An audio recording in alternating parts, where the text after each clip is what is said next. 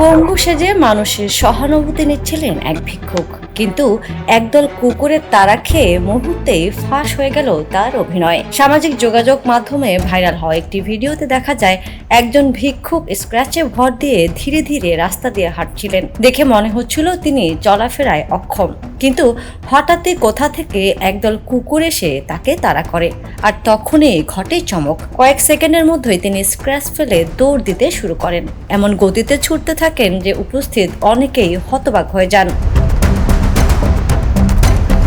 ভিডিওটি ছড়িয়ে পড়ার পর নেটিজেনদের মন্তব্যতেও চলছে হাস্যরস। কেউ লিখেছেন যান বাঁচানো ফরজ, আবার কেউ বলেছেন কুকুরগুলো না থাকলে সত্যিটা হয়তো জানাই যেত না। তবে ভিডিওটির স্থান, সময় কিংবা ঘটনাটির সত্যতা স্বাধীনভাবে যাচাই করা সম্ভব হয়নি। তবুও ভিডিওটি এখন সামাজিক মাধ্যমে ব্যাপক আলোচনার জন্ম দিয়েছে।